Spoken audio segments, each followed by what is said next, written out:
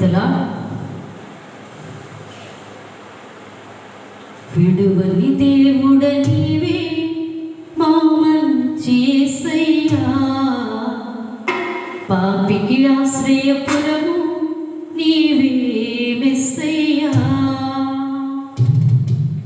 విడువని దేవుడ నీవే మా మంచి యేసయ్యా, పాపికి ఆశ్రయపురము నీవే మెస్సయ్యా.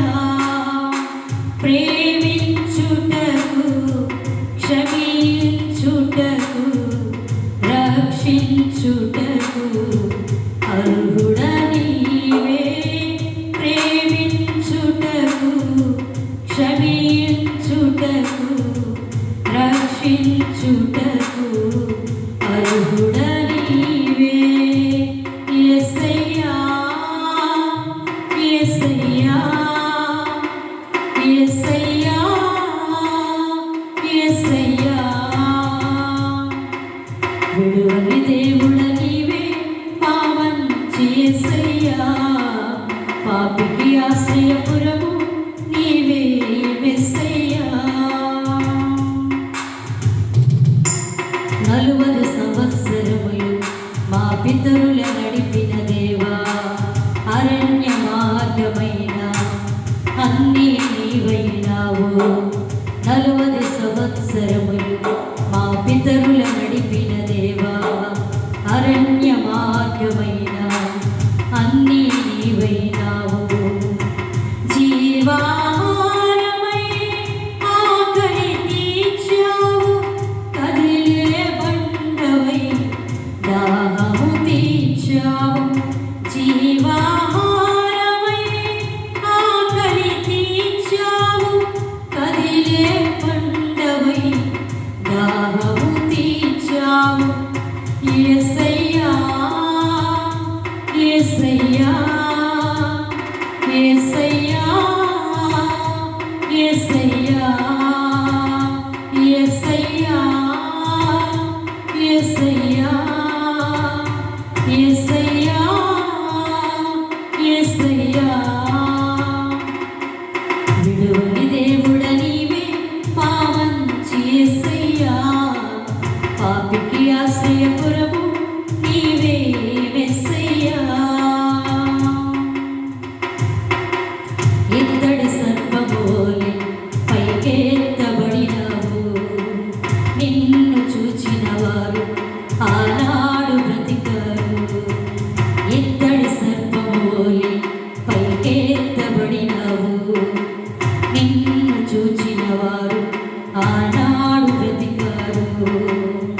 సిలువలో వేలాడే నీ దరి చేరిన జనులందరూ నేడు నిత్యము బ్రతుకుదురు. సిలువలో వేలాడే నీ దరి చేరిన జనులందరూ నేడు నిత్యము బ్రతుకుదురు. యేసయ్యా యేసయ్యా యేసయ్యా యేసయ్యా యేసయ్యా యేసయ్యా యేసయ్యా యేసయ్యా. విడువని దేవుడ నీవే మా మంచి యేసయ్యా, పాపికి ఆశ్రయపురము నీవే మెస్సయ్యా. ప్రేమించుటకు క్షమించుటకు రక్షించుటకు అర్హుడ నీవే. ప్రేమించుటకు క్షమించుటకు రక్షించుటకు అర్హుడ నీవే. యేసయ్యా యేసయ్యా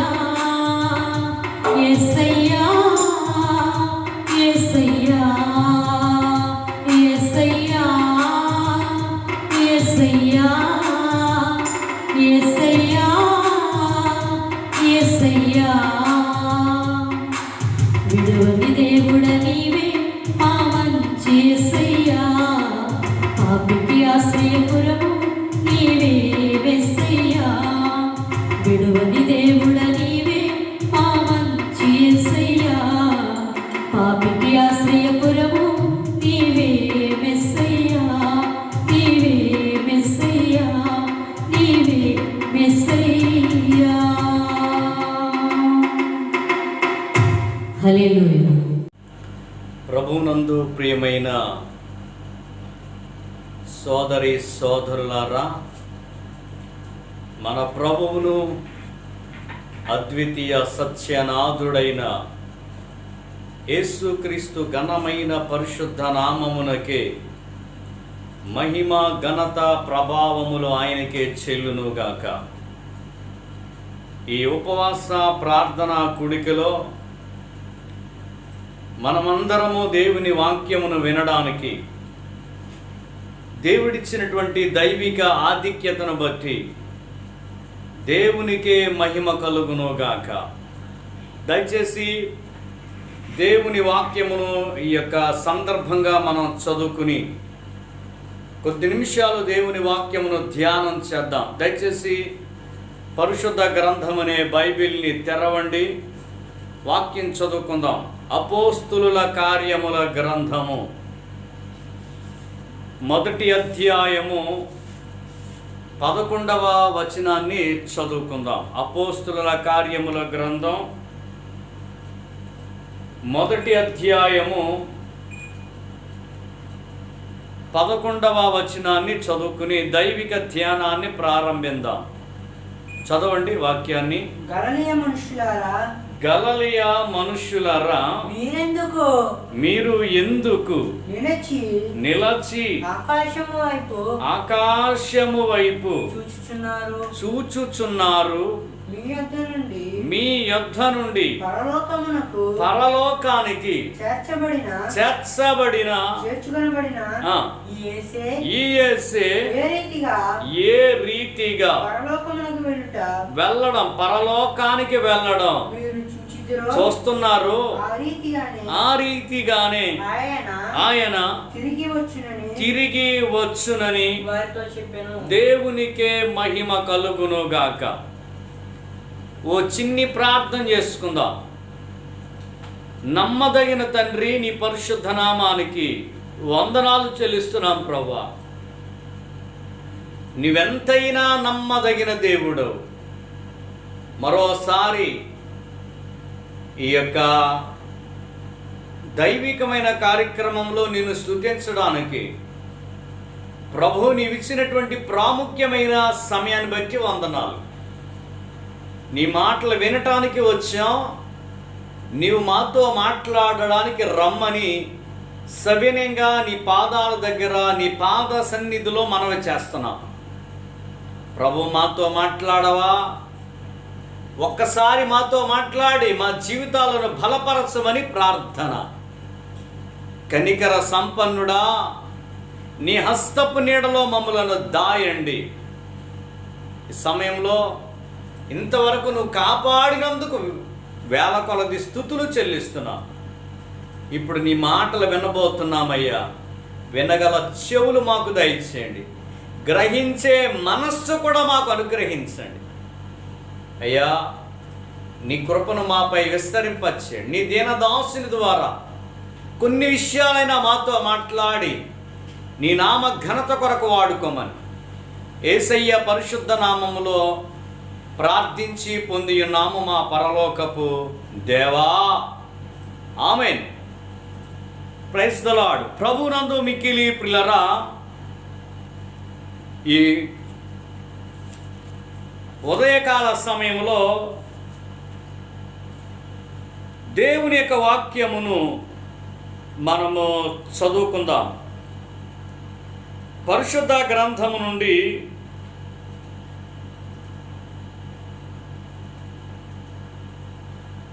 చదవబడినటువంటి వాక్యాన్ని మనము ధ్యానం చేసినట్లయితే, మరొక్కసారి చదువుతున్న నా వచనాన్ని. గలలియా మనుష్యులారా, మీరు ఎందుకు నిలిచి ఆకాశము వైపు చూచుచున్నారు? ఈరోజు ప్రభు మనలను అడుగుతున్నటువంటి ఒక ప్రశ్న అని మీకు జ్ఞాపకం చేస్తున్నాను ఈ పూట. యేసుక్రీస్తు శరీరధారిగా ఈ లోకములో జీవించి ఆయన చివరిగా మరణించి తిరిగి లేచాడు. ఆయన జగమెరిగిన విషయాలు ఇవి. మృత్యుంజయుడైనటువంటి దేవాతి దేవుడు 40 రోజులు ఆయా సమయాలలో శిష్యులకు కనిపిస్తూ వచ్చాడు. ఆయన తన్ను సజీవునిగా కనుపరుచుకున్నాడంట. ఆయన, నేను చనిపోయినటువంటి వ్యక్తిని కానయ్యా, సమాధిలో ఉన్న వ్యక్తిని కాదు, నేను మృతుడనేమీ కాను. దైవజనుడు దావీదు చెప్పినట్లుగా నీ పరిశుద్ధిని కుళ్ళు పట్టనీయవు అన్న వాక్య ప్రకారంగా మరణమును ఓ తన్ను తన్ని చావు దెబ్బ కొట్టి మరణపు గుండెలను చీల్చుకొని బయటికి వచ్చిన ప్రభు అయిన యేసుక్రీస్తు గురించి మీకు జ్ఞాపకం చేస్తున్నాను. ఈ వచనాల్లో 40 దినాల్లో ఆయన తనను తాను సజీవునిగా కనుపరుచుకున్నాడంట. ఈ యొక్క వచనాన్ని చదువుతున్నప్పుడు నాకేమర్థమైందంటే, ఆయనను నమ్ముకున్న క్రైస్తవుడు, ఆయన కొరకు బ్రతుకుతున్నామని డబ్బా కొడుతున్న విశ్వాసులు, దైవజనులు ఎవరైనప్పటికీ, క్షమించాలి నన్ను, సజీవులుగా కనుపరుచుకోగలవా?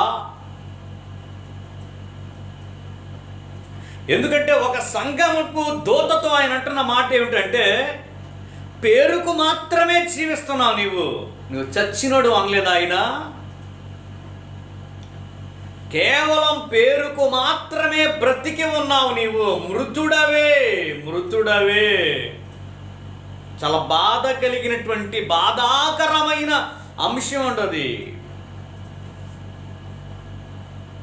కాబట్టి ప్రియమైన స్నేహితులారా, నిన్ను నీవు సజీవులుగా కనుపరుచుకోవాల్సినటువంటి ఆవశ్యకత ఉంది.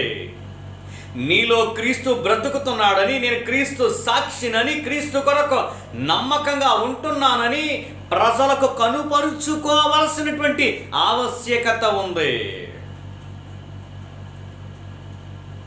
క్రైస్తవుడనని ఏ విధంగా అయితే నీవు కనుపరుచుకోగలుగుతున్నావో,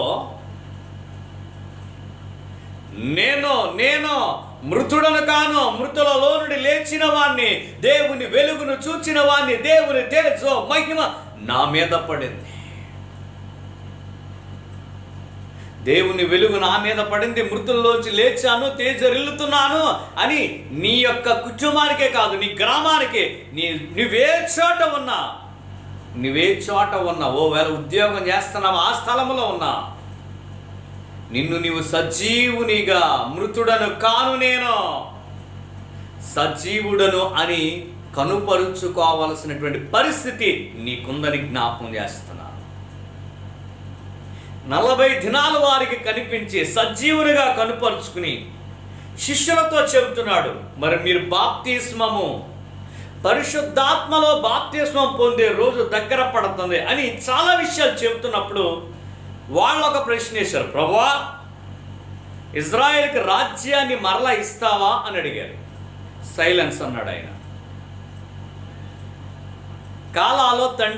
సమయాలు తండ్రి తన వశ్యంలో ఉన్నాయి, వాటిని తెలుసుకోవడం మీ పని కాదు అని, కొన్ని తెలుసుకోవడానికి మీకు ఇవ్వాల్సినవి ఇచ్చాను కాబట్టి వాటిని జాగ్రత్తగా తెలుసుకోండి ఆయన, వాటిని అనుసరించండి అని ప్రభువు చెప్పాడు.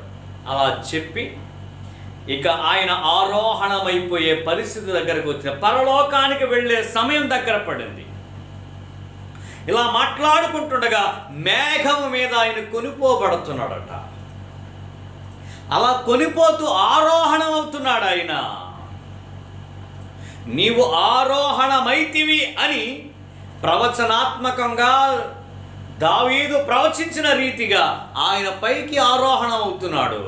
ఆరోహణం అనగా భూమి అగాధ స్థలముల్లోనికి వెళ్ళి అక్కడి నుంచి పైకి వెళ్తున్నట్టుగా మనం పరిశుద్ధ గ్రంథమైన ఎఫెసీ పత్రికలో మనం చదవగలం. ఆయన ఆరోహణమైనప్పుడు చెరగా తీసుకెళ్ళిపోయాడు అని బైబిల్లో ఉంటుంది. సరే, విషయానికి వచ్చేద్దాం ఈ పూట. సరే, వాళ్ళకి ఉద్బోధ చేశాడు ఆయన. మరి బాప్తిస్మము పరిశుద్ధాత్మ కొరకు చూడండి, యోదయ సమరయ భూదిగంతాలకి మీరే నాకు సాక్షులు అన్నాడు ఆయన. మీరు నాకు సాక్షులుగా బ్రతకాలి. సజీవునిగా ఉన్న ప్రతి ఒక్కరు వింటున్నారా? నేను చావలేదు, నేను మృతుడను కాదు, నేను మృతుల లోకంలో లేను అని చెప్పే ప్రతి ఒక్కరు కూడా మృతుల లోకములో లేను, సజీవుడను అని చెబుతున్న ప్రతి ఒక్కరూ ఆయన కొరకు సాక్షిగా బ్రతకాలి.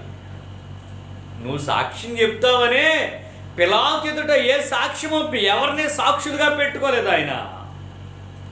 ఏ రోజు ఎదుట కూడా ఆయనకి సాక్షులు లేరు. ఎందుకో తెలుసా? అక్కడ లేరు. కానీ ఇప్పుడు ప్రపంచమంతా ప్రతి మారు మూల ప్రాంతంలో ప్రతి ఒక్కరూ ఒక సాక్షిగా బ్రతకాలి. నువ్వు కన్న దానిని విన్న దానిని చెప్పకుండా ఉండలేనిటువంటి ఒక అద్భుతమైన సాక్షిగా బ్రతకాలి నువ్వు. అది దేవుని ఆశ, దేవుని కోరిక. సజీవులు సాక్షులుగా ఉండాలి. అర్థమైంది కదండి? కొంచెం ముందుకు వెళుతున్నా. ఇప్పుడు ఆయన ఆరోహణం అవుతుండగా ఈ గలిలయ మనుషులు అనగా యేసు ప్రభు యొక్క శిష్యులు అలా ఆకాశం వైపు చూస్తున్నారంట. ఆకాశం వైపు చూస్తున్నారట. ఇలా వాళ్ళు ఆందోళనగా చూస్తున్నారు. అరే, కలవరముతో చూస్తున్నారు. గత వారంలో మనం చెప్పుకున్నాం, కలవర పడకుడి అనే దైవ సందేశంలో శిష్యుల కోసం చాలా విషయాలు చెప్పాను మీకు. కలవర పడుతున్నారు వాళ్ళు, ఆందోళనగా ఉంది. అరే, మన గురువు ఆరోహణం అయిపోతున్నాడు, మన పని ఏమిటి, మన పరిస్థితి ఏమిటి, మనకు ఆధారం ఏమిటి? ఓలాంటి ఆందోళనకరమైన జీవితం వాళ్ళ యొక్క మదిలో మెదులుతుంది. ఆందోళనకరమైన పరిస్థితి వాళ్ళకు ఉంది. అప్పుడు దేవుని దూత అంటున్న పదాలు, లేకపోతే ప్రకాశమానమైన వస్త్రాలు ధరించిన ఇద్దరు మనుష్యులు ఏమంటున్నారంటే, గలిలయులారా లేక గలిలయ మనుషులారా, ఎందుకు మీరు ఆకాశము వైపు తేరి చూచుచున్నారు? అరే, ఆకాశం వైపు ఎందుకు చూస్తున్నారయ్యా? ఈరోజు దేవుని యొక్క వాక్యంలోంచి మిమ్మల్ని సూటిగా ప్రశ్నిస్తున్నాను. నీ చూపు ఎటు అని అడుగుతున్నాను. నీవు దేనిని చూస్తున్నావు ఈ రోజున ఎటువైపు ఉంది నీ చూపు? బైబిల్ తెలుసు, వాక్యము తెలుసు, వాక్యం చదువుతున్నా, వాక్యాన్ని వింటున్నా, అవసరమైతే దేవుని కొరకు సజీవ సాక్షిగా ఉండాలని సాక్ష్యం చెబుతున్నా. సూపర్, ఇవన్నీ మంచిదే. అయినా ఈరోజు ఒక సూటి అయిన ప్రశ్న ప్రభు తన వాక్యంలోంచి మనల్ని అడుగుతున్నాడు. ఏమిటో చెప్పమంటారా? ఎటు నీ చూపు? ఏ వైపు ఉందో నీ చూపు? నిలబడితే అందరికీ చెప్తున్నా, భూదిగంత నివాసులారా, నా వైపు చూచి రక్షణ పొందండి యెషయా గ్రంథములో రాయబడిన వాక్యమును ప్రబోధిస్తున్నా కదా. అన్యుల మధ్య నిలబడి సామాన్యులేమి, సామంతులేమి, ధనికులేమి, దరిద్రులేమి అని ప్రారంభించి అందరూ యేసు వైపు చూడండి అని ప్రబోధిస్తున్నా. అదిగో భూదిగంత నివాసులారా, నా కొరకు ఒక ఆయన చనిపోయాడు, మీ కొరకు ఒక ఆయన మరణించాడు, ఆయన తిరిగి లేచాడు, ఆయన మృత్యుంజయుడు, సమాధిని ఓడించి తిరిగి లేచి మీకు రక్షణ ఇవ్వడానికి చేతులు చాపే ఉంచాడు. లోబడని పిల్లలారా, ఇంకా మీ వైపు చేతులు చాపి ఉంచాడని దేవుని వాక్యమును పట్టుకుని ప్రబోధిస్తున్నా. చాలా చాలా చాలా నీకు కృతజ్ఞతలే. అయినా ఈ రోజున ప్రతి ఒక్కరిని, క్రైస్తవ ప్రపంచంలో ప్రతి ఒక్కరిని ఒక ప్రశ్న అడుగుతున్నాను ఈ రోజున. ఎటు నీ చూపు? ఎలా ఉంది? ఏ వైపు ఉందో నీ చూపు? వాక్యం తెలియదా నీకు? తెలుసు. ఎంత గొప్ప సాక్షి సమూహము మేఘములే మనలను ఆవరించి ఉన్నందున హెబ్రీ 11వ అధ్యాయములో విశ్వాస వీరుల జాబితా అంతా కూడా మనకు తెలుసు. దేవుని కొరకు మొట్టమొదటిగా చనిపోయిన హేబేలు దగ్గర నుంచి చాలామంది కదా, నోవహు, ఇస్సాక్, అబ్రహాం, యాకోబు, మోషే, చివరికి శాంసన్, డేవిడ్, చాలామంది ఇంతమంది విశ్వాస వీరుల జాబితా మన ఎదుట పెట్టి ఇంత గొప్ప సాక్షి సమూహము మేఘము వలె మనలను ఆవరించి ఉన్నందున మనము కూడా ప్రతి భారమును సులువుగా చిక్కులు పెట్టు పాపమును విడిచిపెట్టి, ఏమంటే ఎంత వచ్చును? హెబ్రీ పత్రిక 12వ అధ్యాయము ప్రారంభ వచనాలండి. హెబ్రీ పత్రిక 12వ అధ్యాయం ప్రారంభ వచనాలు. విశ్వాసమునకు కర్తయు దానిని కొనసాగించువాడైన యేసు వైపు చూచుచు మీ ఎదుట ఉంచబడిన పందెములో ఓపికతో పరిగెత్తండి. బహుమానము పొందడానికి ఓపికతో పరిగెత్తండి. ప్రియమైన సోదరులారా, ఇలా బైబిల్ గ్రంథములో ఆయన వైపు చూడండి, యేసు వైపు చూడండి, రక్షకుని వైపు చూడండి, విశ్వాసకర్త వైపు చూడండి, నిరీక్షణకర్త వైపు చూడండి. విశ్వాసమునకు కర్త ఆయన, దానినే కొనసాగించేవాడు. ఆయన వైపు చూడండి చూడండి చూడండి అని ఎన్నో మారులు దైవిక సందేశాన్ని వెలబుచ్చిన దేవుని పిల్లలారా, దైవజనులారా, విశ్వాసులారా, సంఘ సభ్యులారా, సంఘ పెద్దలారా, ఈ చివరి కాలంలో మీ చూపెట్టుంది. వాళ్ళు ఆందోళనగా చూస్తున్నారు. మరలా వస్తున్నాను వాళ్ళ కోసం ఆందోళనగా. మన గురువు, మన నాయకుడు, మన యజమాని అయ్యో ఆందోళనగా చూస్తుంటే అలా చూడాల్సిన పని లేదు. ఆయన చెప్పాడు కదా, పరిశుద్ధాత్మను పంపుతాను, ఆదరణకర్తనిస్తానని. ఆయన వచ్చినప్పుడు మిమ్మల్ని సర్వ సత్యంలోనికి నడిపిస్తాడు. నేను ఏ సంగతులు ఇప్పుడు కొన్ని మీరు సహించలేరు. పరిశుద్ధాత్మ వచ్చినప్పుడు ఆ సర్వ సత్యములోనికి మిమ్మల్ని నడిపిస్తుంది. తొందర పడకండి, గాబరా పడకండి, కలవర పడకండి, మీ హృదయములు వెర్రవనీయకండి అని యేసయ్య ప్రారంభంలోనే వారిని మానసికంగా సిద్ధపరిచాడు కదండి. అయినా వాళ్ళు ఏం చేస్తారంటే ఆకాశం వైపు వెళ్ళిపోతున్న ప్రభువును చూస్తున్నారు.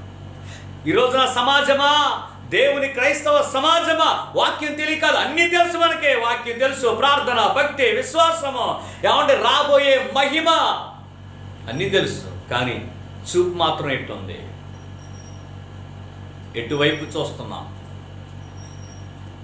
ఒకసారి ఇజ్రాయెల్ దగ్గరికి వెళితేనండి, వాళ్ళు ఐగుప్తు దేశంలోంచి బయటకు వచ్చారు. అందరికీ తెలుసు, రక్తపు గుర్తు వాళ్ళ ఇంటి మీద ఉండగా సంహార దూత చొరబడని కారణంగా రక్షించబడి ఒక్క వ్యక్తి కూడా చావకుండా, అంటే ఆ ఇంటిలో పెద్ద కుమారుడు చనిపోయి ఆ పరిస్థితిలో ఏ కుమారుడు చావకుండా రక్షించబడినటువంటి వారు బయటకు వచ్చి వాగ్దాన దేశానికి వెళుతున్నారు.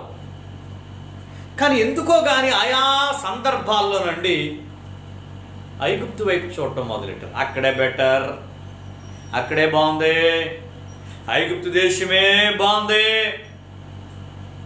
వారు ప్రయాణం వాగ్దాన దేశం వైపు వెళ్ళేవారు.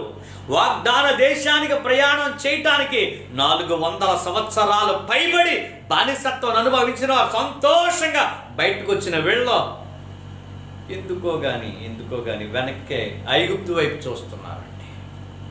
వాళ్ళ చూపు వెనుక చూపు. చాలాసార్లు క్రైస్తవ సంఘ విశ్వాసులను గమనిస్తే వాళ్ళ ముందు భోజనానికి కూర్చుంటారు చక్కగా, ప్రేమ విందుల్లో భోజనానికి కూర్చుంటారు.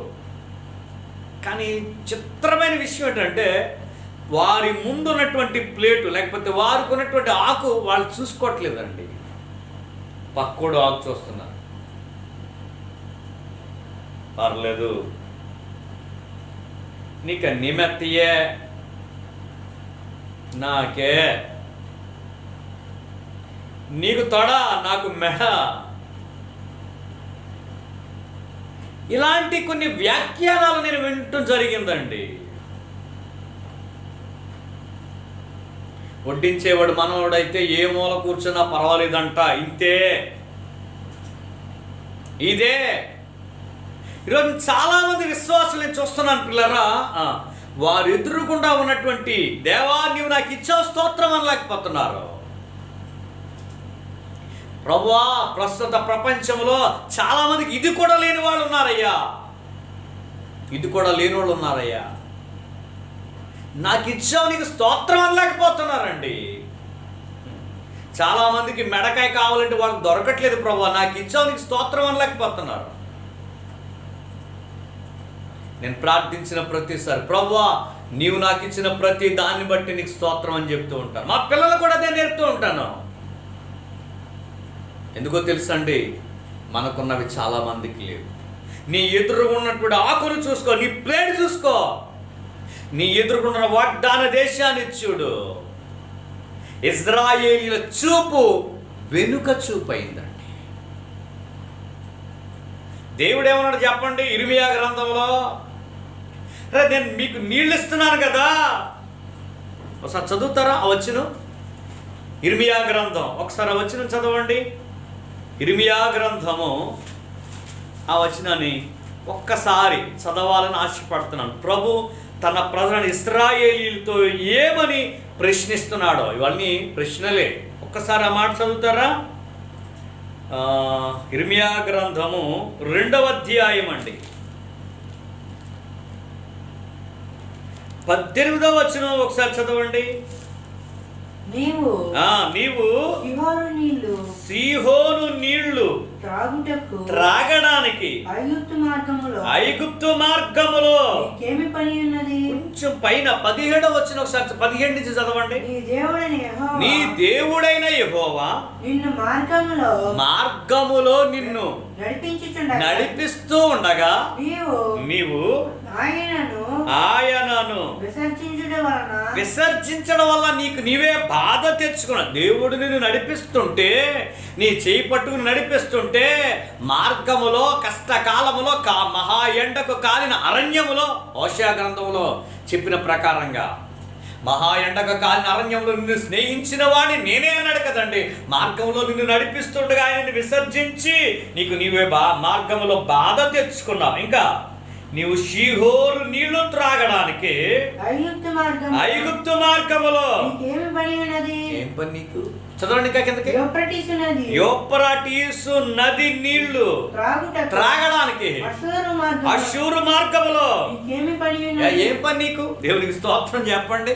ఆ పదం ఎంత బాగుందో చూసారు. ప్రభు ఎలా అడుగుతున్నాడో, నేను మార్గంలో నడిపిస్తున్నాను, మీరు ఒక అడుగు ముందుకు వేస్తుంటే మిమ్మల్ని వెంబడిస్తున్నటువంటి ఒక బండలోంచి నీళ్లు త్రాగుతుండగా ఐగుప్తు షీహోరు నీళ్లు త్రాగడానికి అక్కడ ఏం పని? బుద్ధున్న పనేనా మీకు?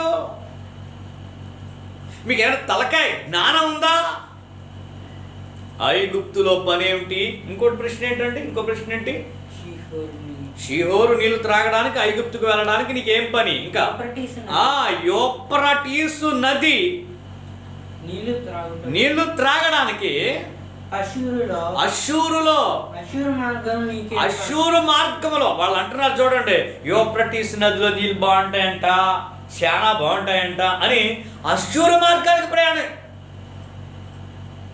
వెంబడించిన బండలోంచి నీళ్లుతో నీ కొరకు బండ చీలిపోయిందే, నేను వెంబడిస్తుంది ఆ బండ. మోషే ప్రభువా నీళ్ళు ఏమంటే బండతో మాట్లాడన్నాడంట. ఏం చిత్రం అండి. బండ ముందు చేతులు కట్టుకుని దైవజనుడు మోషే గారు అంటున్నారు, బండ మా ప్రజలు 6 లక్షల కంటే ఎక్కువ, కాల్పలం ప్రత్యేకించి మరి చాలామంది ఉన్నారు, వీళ్ళు త్రాగాలి, బతకాలి, జీవించాలి, నీళ్ళువా అన్నాడంట. దేన్ని? చిత్రంగా ఉందండి. బండలోంచి నీళ్ళు వచ్చేస్తాయి. వీళ్ళు చూడండి, అష్షూరు మార్గంలో నీకు పని ఏంటి అంటే వీళ్ళు వెనుక చూస్తున్నారు. అందుకే ఈరోజు అడుగుతున్నాను, వాక్యం తెలుసు, భక్తి తెలుసు, ప్రార్థన తెలుసు, సమర్పణ తెలుసు, అయినను ఏమండి వెనుక చూసే సోదరులారా నీ చూపు ఎటు అని అడుగుతున్నాను ఈ రోజున. వెనుక చూస్తున్నావా? వెనుక చూస్తున్నావా? నాగటి మీద కాడి పెట్టి వెనుక చూస్తే నాకు పాత్రుడు కాడని బైబిల్ చెప్పలేదా? యేసయ్య ఆ మాట ఉద్బోధించలేదా? నాగటి మీద చేయి పెట్టాం, వాగ్దాన దేశానికి ప్రయాణం చేస్తున్నాం, మనసు మార్చుకున్నాం, రక్షణ పొందాం, ప్రభు అయిన యేసు క్రీస్తు నామములో బాప్తిస్మం పొందాం, పరిశుద్ధాత్మను అనుభవంలోకి వచ్చాం, ఆది అపోస్తుల పునాది మీదకు వచ్చాం, సహవాసంలో ఉన్నా, రొట్టె విరడంలో ఉన్నా, ఎడతెగా ప్రార్థన చేసే అనుభవంలో ఉన్నా. ఇంకా వెనక్కి చూస్తావా? న్యాయం ఇది.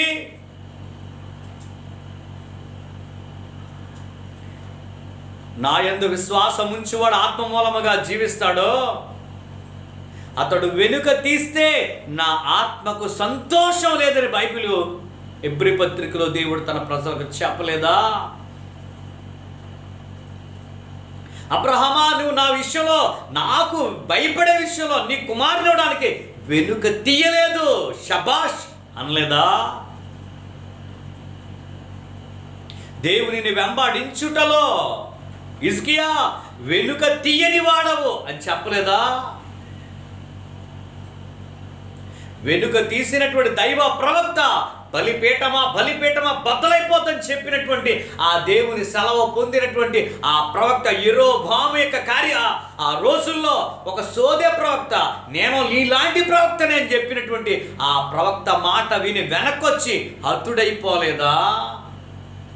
ఇలా అవడానికి మీకు జ్ఞాపకం తెచ్చుకుంటారా బాబని లోతు భార్యను మన ఎదుట పెట్టి లోతు భార్యను జ్ఞాపకం చేసుకోండి అని చెప్పలేదా ప్రభువు?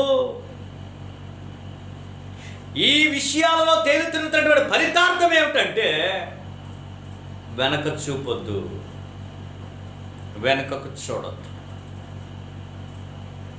అందుకే నీ చూపు ఎటు అని అడుగుతున్నాను ఈ రోజున. కొంచెం ముందుకెళ్తే సంసోను గారి దగ్గరికి వద్దాం ఒకసారి. న్యాయాధిపతులు 14వ అధ్యాయం 8వ వచనం అండి. ఇంకొక 2 మాటలు చదివి ప్రార్థించేద్దాం. న్యాయాధిపతుల గ్రంథం 14వ అధ్యాయం 8వ వచనం అండి. కొంతకాలమైన తరువాత అతడు ఆమెను తీసుకుని వచ్చుటకు తిరిగి వెళ్ళుచుండగా ఆ సింహపు కళేబరములో తేనెటీగల గుంపు కనబడగా అతడు ఆ తేనె చేతనుంచుకొని వెళ్ళుచు 14:8 మరలా ఒకసారి చదవండి. కొంతకాలమైన తరువాత అతడు ఆమెను తీసుకుని వచ్చుటకు వెళ్ళడానికి తీసుకుని రావడానికి తిరిగి వెళుతుండగా ఆ సింహపు కళేబరమును చూచుటకై చూడండి, ఆ సింహపు కళేబరమును చూచుటకై ఆ వైపు తిరిగేను. ఒక మంచి స్తోత్రం చెబుతారా? ఒక రోజున సంసోను దేవుని ఆత్మ కలిగిన వాడు కదండి, దేవుని ఆత్మ ప్రేరేపణ కలిగిన వాడు. పుట్టడమే సూపర్ అండి. నాజీరుగా వ్రతపుత్రుడుగా జన్మించాడు.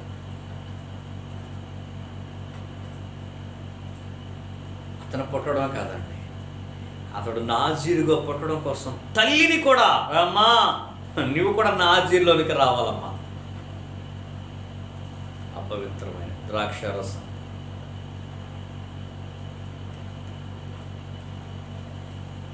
రోజున యవన ప్రయాణకు వచ్చిన తర్వాత తనకి ఇష్టమైందంట ఒక ఆమె, ఫిలిస్తీయ దేశానికి చెందినటువంటి ఒక అమ్మాయి నాకు ఇష్టమైందంట.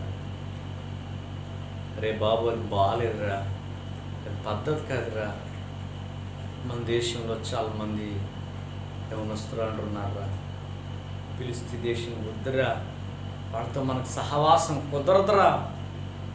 యవనస్తుడు వినలేదండి. యవనస్తులారా మీరు వినకపోతే మీకదే గతి పడుతుందండి. వినలేదండి, నాకు ఇష్టమైంది అన్నాడు అంతే. సరే ఈడిష్టం ఎందుకు కాదనుకో ఉన్నారో ఏంటో, మొత్తం మీద తల్లిదండ్రులు కొంతకాలం అయిన తర్వాత అత్తోరింటికి వెళ్తున్నాడు అండి. సింహం ఎదురొచ్చిందండి, చీల్చి చంపేశాడు. దేవుని ఆత్మ అక్కడ రాయబడి ద్రాక్ష తోట, తిమ్మనాతో ద్రాక్ష తోట ఆ ప్రాంతానికి వెళ్తుండగా, ద్రాక్ష తోట, అవును దేవుని సంఘమే ద్రాక్ష తోట, సంఘమును పాడు చేయడానికి గర్జించు సింహము బయలుదేరిందండి. ద్రాక్ష పళ్ళు తింటాం, దాని పని ద్రాక్ష పళ్ళు తింటానికి వచ్చింది అనుకుంటున్నారా? లేదే. ద్రాక్ష తోట కోసం కీర్తన గ్రంథంలో అంటాడు, అయ్యో ప్రభువా నీవు నాటిన ద్రాక్ష తోటను ఒకసారి చూడు నాయనా, అడవి పంది పెకలించింది. అడవి పంది వేళ్లతో సహితం బాధపడ ప్రభువా మరలా.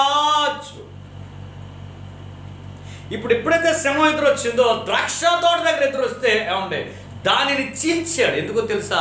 ఆ ద్రాక్ష తోట యజమానిని, కావలి వారిని, ద్రాక్ష తోటను కాపలా కాస్తున్న సేవకులను చేర్చడానికి బయలుదేరింది. ఈ రోజున అనేక మంది దేవుని సంఘ సేవకులను దారి తప్పిస్తుంది. గర్జించు సింహము వలె వెతకుచూ తిరుగులాడుతున్న సింహం. అనేక మంది దైవజనులు దుర్బాధలో ఉండిపోతున్నారండి. వాళ్ళని అలా మోసం చేసింది. సింహాన్ని చీల్చి చంపేశాడు. కొద్ది రోజులు ఎంత తిరిగి వెళ్తుంటేనంట ఆ మృత కళేబరములో తేనెటీగలు ఉండగా అటువైపు తిరిగి ఇతను ప్రక్కగా చూస్తున్నాడండి. సూటిగా చూడాల్సినటువంటి వ్యక్తి, ప్రయాణం చేయాల్సిన వ్యక్తి, అతని చూపు ఏమండి మరల్చబడింది. అతని చూపు ప్రక్కకు వెళ్ళింది. నీ చూపు పక్క వెళ్ళిపోయిందా? నీ చూపును మరల్చడానికి లోక సంబంధమైనటువంటి దురాశలు ఏదన్నా ఎదురుకుండా వచ్చాయా? చూపు మరలిపోయిందేమో. వ్రత ప్రతిష్టలో ఉన్నటువంటి ఆయన, నాజీరు చేయబడినటువంటి వ్యక్తి, చచ్చిన దాన్ని ముట్టుకోకూడదు, చచ్చిన దానిని అసలు తాకకూడదు. కానీ అందులో ఉన్న తేనెను తీశాడు, తింటున్నాడు. ఇంటికి పట్టుకు వింటున్నారా ప్రియులారా? అతని చూపు మరల్సి, సంసోను నీవేనా పక్కకు చూచినది? బలాఢ్యుడైన శాంసన్ నీవేనా ప్రక్కగా చూస్తుంటా? దేవుని కొరకు బలమైన కార్యాలు చేసిన ఒక సంసోను లాంటి దైవజనులారా, దేవుని కొరకు రోషంతో నిలబడిన విశ్వాసులారా, సంఘ పెద్దలారా, సంఘ నాయకులారా, మీ చూపేనా ప్రక్కకు వెళుతుంటా? ప్రభు బాధపడుతున్నాడు ఈరోజు. ప్రక్కకు వెళ్ళిపోతున్నావే, దారి తప్పుతున్న విశ్వాసి అని ఆయన ప్రశ్నిస్తున్నాడు. ఆయన అయ్యో నీ చూపు పక్కెళ్ళింది ఏంటి? నీ చూపు వెనక్కెళ్ళింది ఏంటి? ఓ సంగమా నీ చూపు వెనక్కి చూస్తున్నావేంటి? ఈ ఉపవాస ప్రార్థనలో ప్రభుని అడుగుతున్న ప్రశ్న, నీ చూపు ఎలా ఉంది? ఎందుకంటే చూపు చాలా ప్రధానం కదండి. సర్వేంద్రియానం నయనం ప్రధానం. ఈ శరీరములో ఉన్న అవయవాల్లో కన్ను చాలా ప్రమాదకరమైందేగా. ప్రధానము ప్రమాదం కూడా. ప్రభు అన్న మాటదే కదండి, మీ యొక్క దేహము వెలుగుమయమై ఉండాలంటే నీ కళ్ళు తేటగా ఉండాలి. నీ కంటిలో ఉన్న దూలాన్ని తీసేసుకో. ప్రభు అన్న మాటలు ఇవి. ఈ దేహమునకు దీపము కన్నే. ఈ విషయాల్లో మనకు అర్థమవుతున్నటువంటి విషయం ఏమిటంటే పిల్లరా, ఎటు నీచు ప్రక్కకు వెళుతున్నావా? ఓవేళ వెనక్కి చూస్తున్నావా? వెనక్కి చూసే పరిస్థితి వచ్చిందా? చివరికి వెనక్కి చూసిన ఇశ్రాయేలీలు ఆకులు రాలినట్టుగా రాలిపోలేదా? అకాలపు కాయలు రాలినట్లుగా, పక్వం అవ్వని కాయలు రాలినట్టుగా వారు అరణ్యంలో రాలిపోయారండి. సంసోను పరిస్థితి ఏమైందండి? ప్రక్కకు చూచి వ్రత ప్రతిష్టలోంచి బయటకు వచ్చాడు. ఆ రోజు నుండి ఇక అక్కడి నుంచి ఏమండి డెలీలాను ఒక వేశ్యను చూచి ఆమె వద్ద చేరాడు. తర్వాత డెలీలాను చూసి ఆమె దగ్గరకు చేరాడు. చివరికి పరిస్థితి మీకు ఎరిగిందే. గట్టి తాళ్లతో కట్టబడ్డాడండి. గుడ్డివాడినయ్యాను. ఓ పాటలో ప్రభు ఒక్కసారి మాట్లాడని ఆ పాట భలే అద్భుతంగా రాశారు. ఈ దైవజనుడు ఎవరు రాశారో కానండి. కట్టబడితే నేను గట్టి త్రాళ్లతోను గ్రుడ్డివాడనైతిని, గానుగీడ్చుచుంటిని. లేదు నీదు ఆత్మ, వీడ నేను వ్రతము, దిక్కులేక నీ దయను కోరుచున్నానయ్యా. అందుకు ఒక్క మాట చాలు, ఒక్క మాట చాలు. ఒక మాట పలకవా తండ్రి, దయచేసి ఒకసారి జ్ఞాపకం చేసుకోవా ప్రభువా. నా ప్రియ స్నేహితులారా, ఈ పూట మీకు జ్ఞాపకం చేస్తున్నాను. నీ చూపు ఎలా ఉంది? ఎటు చూస్తున్నావు నీవు? దేవుడు నడిపిస్తుంటే దేవుని నడిపింపులో ఉన్నా, దేవుని కృపలో ఉన్నా, దేవుని ఆత్మ అభిషేకంలో ఉన్నా, ఆది అపోస్తలుల బోధలో ఉన్నా, సగర్వంగా యేసుక్రీస్తు నామములో బాప్తిస్మం పొందానని ప్రకటిస్తున్నా, అన్నీ మంచివే. కానీ ఎలా ఉంది నిచ్చు? ఓసారి పరిశీలించి. ఆకాను ఏమిటి చూపు? బంగారపు కమ్మండి, కొన్ని మెరిసిపోయిన సార్కే. యెహోషువ టీంలో విజయ దుందుబి మోర్గించున్నటువంటి ఆ టీంలో ఒక సామాన్యమైన స్థాయి నుంచి ఉన్నతమైన స్థాయికి వచ్చాడు ఆకాను. చూపు అంత ప్రమాదకరమే. దైవజనుడితో సహవాసం చేసే ఆ దైవజనుడితో అనుబంధము కలిగిన వ్యక్తిగా ఉన్నాడు గేహాజీ. చూపు మా సార్ తీసుకోవట్లేదు, నాకన్నా ఇచ్చాడు కాదేంది?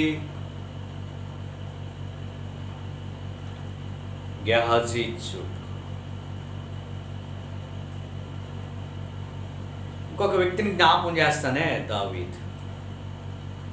ఒక రోజున యోవాబు సైన్యం తీసుకెళ్ళి యుద్ధానికి వెళ్ళాడండి.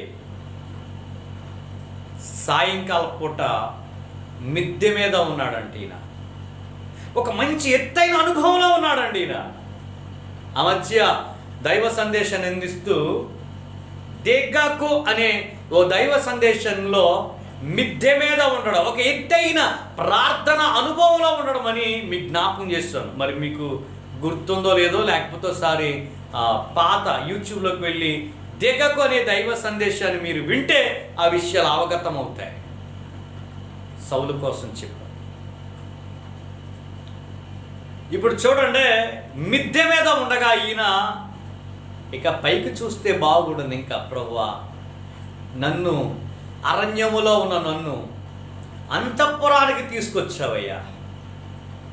అయ్యా, అరణ్య భూమిలో గొర్రెల మధ్య, మనుషుల మధ్య కూడా కాదు, గొర్రెల మధ్య ఉదయం లేచిన దగ్గర నుంచి గొర్రెల మధ్య అరణ్యములో ఉండే వ్యక్తిని మనుషుల మధ్య, మరి ఇంకో కొడుకుంటాడు కదా, ఉన్నాడండి అక్కడ అరణ్యంలో ఉంటాడండి. ఎప్పుడు దైవజనుడు సమూయేలు గారు వచ్చిన ఆ ఇంటికి వచ్చినప్పుడు కూడా అప్పుడు కూడా అక్కడే ఉన్నాడండి. అయ్యా, అరణ్యవాసి అయిన నన్ను అంతఃపురవాసిగా చేశావు, ఈ మేడలిచ్చా, ఈ మిద్దెలిచ్చా, నీకు స్తోత్రమయ్యా. నన్ను ఈ ఉన్నతమైన స్థితికి తీసుకొచ్చినందుకు నీకు వందనాలు ప్రభు అని ఇంకా పైకి చూస్తే భలే ఉండునండి. పైనుండి క్రిందకు చూశాడట, చూడరాని దృశ్యాన్ని అతడు చూచాడండి. ఇంకా జరిగింది మీకు తెలుసు, పాపంలో పడ్డాడండి. పైన వ్యక్తి ఇంకా పైకి చూస్తే బాగుండును. మీరు క్రీస్తుతో కూడా లేపబడిన వాళ్ళైతే పైనున్న వాటినే చూడండి అని ప్రభువు చెప్పలేదా? లేక పైనున్న వాటినే వెదకండి అని తన గ్రంథంలో కొలస్సీ పత్రికలో దైవజనుడైనటువంటి పౌలు మనల్ని హెచ్చరించలేదా? ప్రియ దేవుని క్రైస్తవ సంఘమా, ఈ పూట నువ్వు ఇంకా క్రిందకు చూస్తున్నావేమో, పాతాళ వైపు చూస్తున్నావేమో, అయ్యో పాప భూయిష్టమైన మనుషుల వైపు చూస్తున్నావేమో. చాలామంది క్రైస్తవులండి, చాలామంది విశ్వాసులండి, చివరికి నిస్సుగ్గుగా చెప్తున్నాను, దైవజనులు కూడా ఒక ఉన్నతమైన స్థితిలో పెడితే నిన్ను క్రిందకు చూస్తున్నా, లోక ఆచారాల వైపు చూస్తున్నా, సాంప్రదాయాల వైపు చూస్తున్నా, లోక పద్ధతుల వైపు చూస్తున్నా. పుడితే జన్మదినం వస్తే ఓలాంటి కార్యక్రమాలు చేయమనా? మరణ దినాన్ని ఇంకో కార్యక్రమాలు చేయమనా? సాక్షాత్తు పురోహితులు ఏం చెబుతున్నారో అదే నీవు చెబుతున్నావంటే నువ్వు ఇంకా దిగజారిపోయే స్థితిలో ఉన్నావన్న సంగతి జ్ఞాపకం రావడం లేదా? మీరు ఈ లోక మర్యాదను అనుసరించక ఉత్తమమును దేవునికి అనుకూలమైన సజీవ యాగముగా మీ దేహములను మీరు సమర్పించుకోవడానికి ఈ లోక మర్యాదను అనుసరించొద్దు, మీరు రూపాంతరం పొందడని పౌలు గారు రోమాపత్రిక 12వ అధ్యాయం ప్రారంభ వచనాల్లో చెప్పిన వాక్యం మీకు జ్ఞాపకం రావటం లేదా? క్రిందకు చూస్తారా? లోక ఆచారాల వైపు చూస్తారా? లోక పాపాల వైపు చూస్తారా? ఇది మీకు న్యాయమా దావీదు? ఇది నీకు తగునా దావీదు? ఇది నీకు తగునా?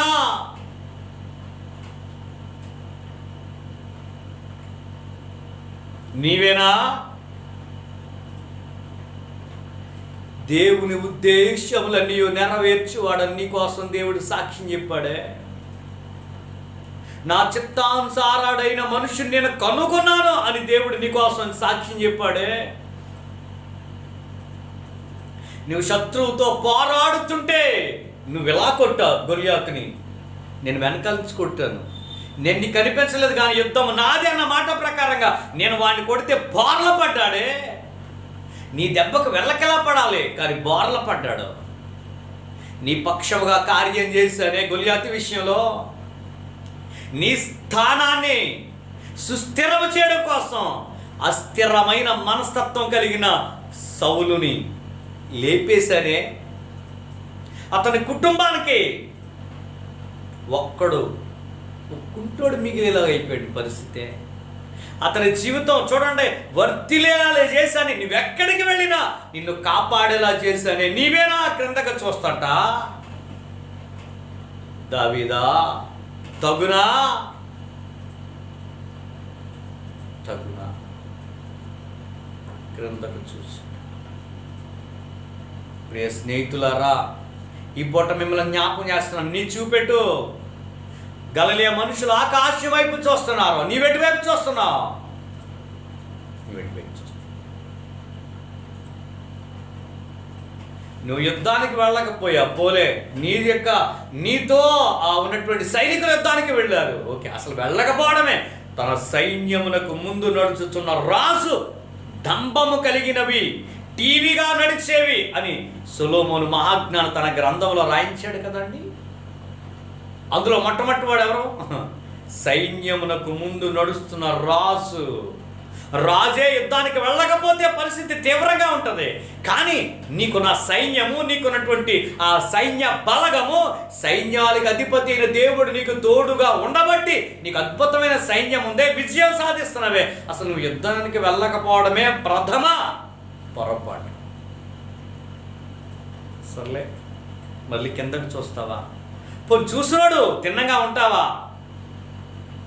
చూడరాని దృశ్యాన్ని చూసిన నీవు పోనీ సర్లే, నువ్వు కళ్ళు మూసుకోలేదే. పాపం ఒడిగట్టావా? హత్య చేసావా? అతని భార్యను నీ భార్యగా చేసుకున్నావా? నీకు ఇది న్యాయమా?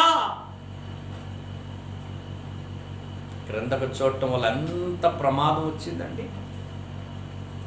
ముందు కింద పాడిన పాటలో ఒక్క మాట చాలునే పాటలో, యుద్ధమందు నేను మిత్తి మీద నుండి చూడరాని దృశ్యం కనులగాంచినాను, హద్దు మీరినాను. ఏంటండి హద్దు మీరాను? గమ్యం తెలియని పరిస్థితి అయిపోయింది. నీదు మార్గమును విడిచిపెట్టాను. ఫలితంగా పుట్టిన కుమారుడు చనిపోయాడు.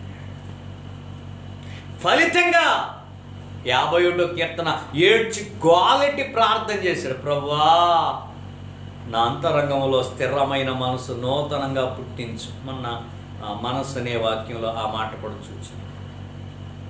ప్రియ స్నేహితులారా, ఈ పూట మీ జ్ఞాపకం నీ చూపెట్టు. కొంతమంది మాత్రమే చూపిస్తున్నాను. దైవజనుడు పౌలు గారు చూడండి, యేసయ్య వైపు చూచాడు. అవమానాలు ఎదురైనా, కష్టం ఎదురైనా, కొరడా దెబ్బలు ఎదురొచ్చినా, చావు ఎదురొచ్చినా చివరికి కపట సహోదరుల ద్వారా శ్రమానుభావం ఎదురైన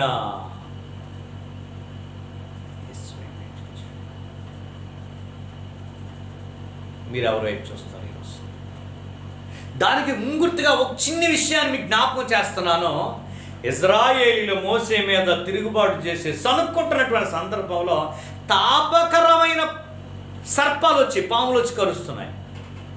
ఏం చేయాలో పాల్పోవట్లేదు. ప్రభువా, ప్రజలు చనిపోతున్నారు ప్రభువా అని మోసే పాపం ఏడ్చి ప్రార్థన చేస్తుంటే దేవుడు అన్నాడు, తీరిగ్గా నోర్మై అనలే, ఆయన పరిహారానికి ఓ విషయం చెప్పాడు. ఓ పంచి ఇత్తడి సర్పాన్ని ఒకటి తయారు చేయి, స్తంభానికి కట్టి నిలబెట్టండి, దానిని నిదానించి చూచినోడు బతుకుతారు.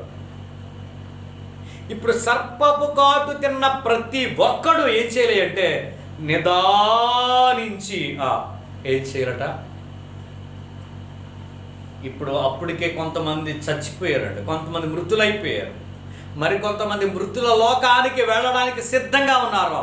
కళ్ళు బయర్లు కమ్ముతున్నాయి, నోట్లోంచి నొగరు వస్తుంది, అయ్యో వాళ్ళు పోయేస్తుంది. అంటే వారి యొక్క మెలకువ, దాన్ని ఏమన్నారంటే ఇక స్పృహ లేని పరిస్థితి వచ్చేస్తుంది. అట్లాంటి సమయంలో మోషే ఇత్తడి సర్పాన్ని పెట్టడం, దాన్ని చూడటం, నిదానించి చూస్తుంటే అలా ఇత్తడి సర్పం నిదానించి చూడగా అనేక మంది జీవితాల్లో విషము విరిగిపోతుంది. నిదానించి చూస్తున్నారు, తదేక దీక్షతో తేరి చూస్తున్నారండి. కొంతమంది చచ్చినోళ్ళ కోసం, చచ్చినోడు బతకడం కోసం దాని వైపు చూడాలా అన్నవాళ్ళందరూ పోయారండి. పోయారు. నువ్వు యేసయ్య వైపు నిదానించి చూడకపోతే నీకు ఏమి జీరో మిగులుద్ది. జీవితంలో ఏమీ మిగలదు నీకు. మరలా వాక్యం ద్వారా చెప్తున్నాను, నీవు నీ కొరకు ఒక ఇత్తడి సర్పముగా యేసయ్య అరణ్యములో ఇశ్రాయేలీలు ఇత్తడి సర్పమును ఎలాగెత్తారో మనుష్య కుమారుడు అదే విధంగా ఎత్తబడతాడో, ఆ ఎత్తబడిన యేసయ్యను చూచిన వాళ్ళందరూ నిత్య జీవానికి వారసులు. ఆ మనుష్య కుమారుడు, మానవులమైన మనము మనుష్యుని కుమారులము. మానవునికి జన్మించిన వాళ్ళం, కానీ యేసయ్య మనుష్య కుమారుడుగా పిలవబడడానికి ఈ లోకానికి వచ్చి మనిషి కొడుక్కి మనుష్య కుమారుడికి తేడా తెలియని వ్యక్తులుగా బ్రతుకొద్దాడు. ఎందుకంటే ఈ చివరి కాలంలో చాలామంది మనుష్య కుమారుడు ఈయనే అని ఏమండి ఎన్నో బోధిస్తూ ఒక అబద్ధాన్ని ప్రపంచానికి చాటి చెప్తున్నారు. ఆ కారణంగా ఒక మాట చెప్పారు. సరే, విషయానికి వస్తున్నాం. ఇత్తడి సర్పమును నిదానించి చూచిన వారందరూ బ్రతికి. ఈరోజు మనము వెనక్కి చూడొద్దు, ప్రక్కకు చూడొద్దు, అట్లని క్రిందకు చూడొద్దు. క్రిందకు చూసినటువంటి ఆ దావీదు, యుద్ధమందు నేను మిద్ది మీద నుంటిని, చూడరాని దృశ్యం కనులగాంచినాను, హద్దు మీరినాను, నీ ఆత్మను కోల్పోయాను, నీ కృపకు దూరమయ్యాను, నీ జీవానికి దూరమయ్యాను. చివరిగా యేసు వైపు మనం చూడాలి కదండి. ఆకాశం వైపు చూద్దాం. కొండల వైపు నా కన్నులు ఎత్తుచున్నా, నాకు సహాయము ఎక్కడ నుండి వచ్చు. 121. దాసీ కన్నులు యజమానురాలు చేతి తట్టు, దాసీ కన్నులు లేక దాసుడు కన్నులు యజమానుని తట్టు చూసినట్లుగా ఆకాశమందు ఆశీనుడా నీ వైపు నా కన్నులెత్తుచున్నా, నీ వైపు నా కన్నులెత్తుచున్నా. ఎందుకు అలా చూడాలి? ఆయన వైపు ఎందుకు మనం అలా చూడాలి?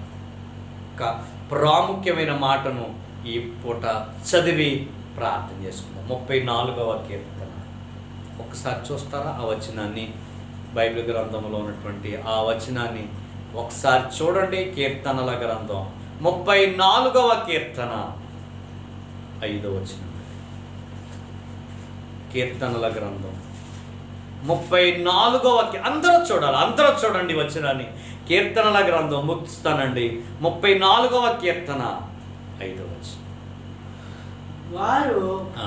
ఆయన తట్టు చూడగా వారు ఆయన తట్టు చూడగా వారికి వెలుగు కలిగి వారికి వెలుగు కలిగెను, వారి ముఖము వారి ముఖములు ఎన్నడును లజ్జింపకపోవును. దేవునికి స్తోత్రం కలుగును గాక. ఆమేన్. వారు అనగా ఎవరైనప్పటికీ, ఇజ్రాయిల్ అయినా అన్యులైనా ఏవైనా, ఆ వచ్చిన వాళ్ళు ఇజ్రాయిల్ కోసం కదా, వారు ఆయన వైపు చూడగా, అక్కడ నీ పేరు పెట్టుకుని నీవు ఆయన వైపు చూస్తే నీకేం కలుగుతుందట? వెలుగు కలుగును. నీకు వెలుగు కావాలా? నువ్వు చీకట్లో ఉన్నావా? తమసోమా జ్యోతిర్గమయ, అయ్యా నేను చీకట్లో ఉన్నాను, వెలుగులోనికి నడిపించని ప్రార్థన చేస్తున్నారు కదా. నువ్వు ఒకవేళ చీకట్లో ఉన్నా, పాపం అనే చీకట్లో ఉన్నా, భయంకరమైనటువంటి చీకట్లో ఉన్నా, మరణాంధకారంలో ఉన్నా, పాపాంధకారంలో ఉన్నా, ఇలాంటి పరిస్థితిలో ఉన్న నీవు ఆయన వైపు చూడగా వెలుగు కలుగుతుంది. నీ జీవితానికి వెలుగు కావాలా? నీ కుటుంబంలో వెలుగు కావాలా? నీ కుటుంబంలో ఆధ్యాత్మికమైన, నీ జీవితంలో అద్భుతమైన వెలుగు కావాలా? ఆశ్చర్యకరమైన వెలుగులోనికి రావాలా? ఆయన వైపు నేనే వెలుగునన్నాడు ఆయన. నిజమైన వెలుగుంది అన్నాడు ఆయన. యేసు మరలా ఈ లోకంలో ఉన్నప్పుడు మరలా అంటున్నాడు, నిజమైన వెలుగును, నేనే వెలుగును, నన్ను వెంబడించి వాళ్ళు చీకట్లో నడవక జీవపు వెలుగు కలిగి ఉంటారని చెప్పాడు ఆయన. ఆ వెలుగు లోకంలోనికి వచ్చింది అన్నాడు ఆయన. ఆ వెలుగు లోకంలోనికి వచ్చి ప్రతి మనుషుని వెలిగిస్తుందన్నాడు ఆయన. అయితే విచిత్రమైన విషయం ఏంటంటే, మనుషులు వెలుగును ప్రేమించక చీకట్నే ప్రేమిస్తున్నారు. ఇంకా చీకట్నే ప్రేమిస్తున్నారు. సత్యవర్తనుడైతే వెలుగునొద్దకు వచ్చును. ఆమేన్. కనుక నువ్వు ఆయన వైపు చూస్తావా ఈ రోజున? ఇంకొక మాట అక్కడే వచ్చును, వారి ముఖములు ఎన్నడు లజ్జింపకపోవును. అనగా ఆయన వైపు చూస్తే, ఆయన వైపు గనక నువ్వు చూడగలిగితే నీ ముఖంలో ఇప్పుడు, నీ జీవితంలో ఎప్పుడు సిగ్గుపడినట్టుగా కనబడవచ్చు. నువ్వు సిగ్గుపడినట్టుగా కనబడచ్చు. అగ్ని గంధకాలతో మండు గుండములో పడినట్టుగా కనబడతాయి, కానీ సిగ్గుపడవు. నా జనులు ఎన్నడూ సిగ్గుపడరని ప్రభు వాగ్దానం చేశాడే. నా వాక్యం మీద నమ్మకం కలిగిన వారు ఎప్పుడు సిగ్గుపడరు అని దేవుడు వాగ్దానం చేశాడే. ఆ వాక్యం నీ కొరకు రాయబడి ఉంది. నా జనులు ఇక ఎన్నడూ సిగ్గుపడరంటివే. అవును, ఆయన జనులు మనం సిగ్గుపడము. ఆయన వైపు చూద్దామండి, ఆయన వైపు చూద్దాం. నీకు సిగ్గు రాకుండా ఉండాలంటే, నీకు బాధ కలిగినా, శ్రమ కలిగినా, శోధనలు వచ్చినా సిగ్గుపడకుండా ఉండాలంటే ఆయన వైపు చూద్దాం. పౌలు మరలా జ్ఞాపకం చేస్తున్నాను, పౌలును వెంబడించిన ఒక తిమోతి అవ్వచ్చు, ఒక గాయి అవ్వచ్చు, ఒక ఫిలోమోన్ అవ్వచ్చు, ఆయన వైపు చూసినంత కాలం, సంసోను ఆయన వైపు చూసినంత కాలము జయమే, విజయ గీతములు పాడుకుంటూ వెళ్ళాడు. దావీదు ఆయన వైపు చూసుకుంటూ వెళ్ళినంత కాలము ఏ రోజు తల దించుకునే పరిస్థితి అతనికి రాలేదు. క్రిందకు చూసిన కారణంగానే కదండి నాతాను ప్రవక్త ఎదుట తల దించు, ఆ మనుషుడవు నీవే అనగానే తల దించుకు తల దించుకుంటా. నా ప్రియ స్నేహితులారా, నా ప్రియ దేవుని సంఘమా, ఈ పూట మీకు జ్ఞాపకం చేస్తున్నాను, ఆయన వైపు చూస్తారా? ఆయన వైపు చూస్తారా? గలిలయ మనుషులారా, అవును, వాళ్ళు 120 మంది 10 దినాలు ఆయన వైపే చూశారు. ప్రభు నీ ఆత్మ కావాలయ్యా, నీ అభిషేకం కావాలయ్యా, భూదిగంతాలకే సువార్త ప్రకటించే గొప్ప కృప మేము పొందుకుంటామని ఆయన వైపు చూశారు. ఆయన ఆత్మ వచ్చింది, శక్తివంతులుగా మలచబడ్డారు. ఈ రోజున మనం ఆయన వైపు చూద్దాం. మన ముఖములు ఎన్నడూ లజ్జింపకుండా తన కృప అనుగ్రహించిన దేవుని వైపు చూడండి. ఆ మీ చూపు ఆయన వైపు మలచండి. ప్రభు ఆ కృప వాక్యమైన ప్రతి ఒక్కరికి దేవుడు అనుగ్రహించునుగాక. తలలో ఉంచుతారా? ఒక చిన్ని ప్రార్థన చేద్దాం. తలలో వంచండి. ప్రభువా, నీ వైపు చూస్తామయ్యా. ఎంత దూరమైనా, ఎంత భారమైనా యేసు వైపు చూడు, నీ భారమంత తీరు, తీరానికి చేరు, తీరానికి చేరు. ఎంత దూరమైనా, ఎంత దూరమైనా తీరానికి చేర్చువాడు ఆయన, గమ్యము చేర్చువాడు ఆయన. ప్రార్థన చేద్దాం. ప్రేమగల తండ్రి, మరొక్కసారి నీ పాసందుకు వచ్చాం. ఈ ఉపవాస కూడికలో మేమందరము చేరి నిన్ను స్తుతించే కృప మాకు ఇచ్చినందుకు వందనాలు. గతించిన కాలమంతా కాపాడు, వారమంతా కాపాడిన పరమ తండ్రి, నీవిచ్చినటువంటి కృపా ధన్యతను బట్టి వందనాలు. మరొక్కసారి జ్ఞాపకం చేసుకుంటున్నాం. ఈరోజు నీ దీన సేవకుని ద్వారా ఈరోజు మాట్లాడారు. నీ చూపు ఎటు అని ప్రశ్నించారు. మా చూపు నీ వైపు చూడడానికి, మా జీవితంలో వెలుగిచ్చి నీ వైపు చూడడానికి, మా ముఖములు ఎన్నడూ లజ్జింపక సంతోషముగా తలెత్తుకునే చేసే నీ వైపు చూసే కృప అందరికీ దయచి.